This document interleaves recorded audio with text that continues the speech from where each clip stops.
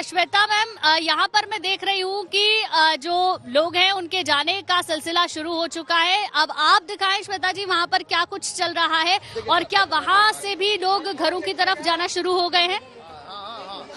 जी बिल्कुल, यहाँ पर अब मैं आपको बता दूं, ये जो है एक तरह से आखिरी चरण होता है। जब अर्घ्य दिया जा चुका है तो अब यहाँ पर आप देख सकते हैं कि प्रसाद लेने के बाद यहाँ पर जो छठ व्रती हैं वो इस तरह से सुहागिन महिलाओं को सिंदूर लगाती हैं, वो उनको प्रणाम करती हैं और उनसे जो है कामना करती हैं कि वो भी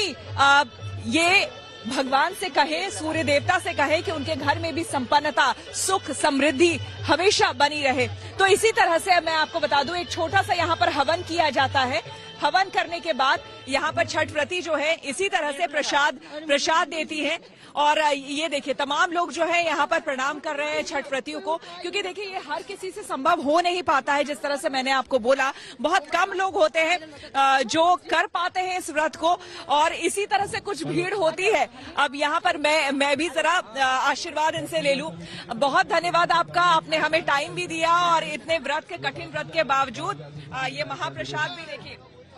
हम ले पा रहे हैं इस महाप्रसाद को। जी, तो ये इसकी बात ही अलग होती है। देखिए ये जो हमारी परंपरा है ये आपको कहीं और देखने को नहीं मिलेगी। तो इसी तरह से जो छठ व्रती हैं इनसे हमने आशीर्वाद लिया, हमने प्रसाद लिया और यहाँ पर आपको बता दें कि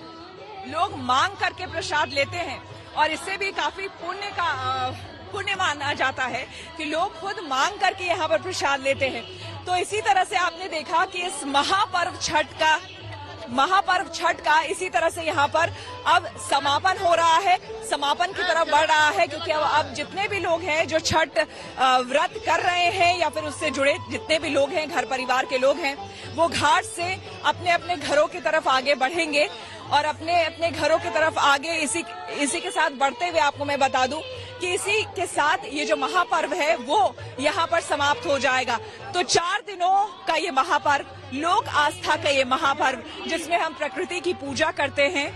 और प्रकृति की पूजा के साथ साथ धन्यवाद करते हैं कि सूर्य देवता ने, इस प्रकृति ने जो भी हमें दिया है हम उन्हें उसी तरह से वापस करें और हमारे जीवन में इसी तरह से सुख, समृद्धि और संपन्नता बनी रहे। तो हमारे तमाम सहयोगी, अनामिका हमारे साथ बनी हुई थी, गुंजन हमारे साथ बनी हुई थी,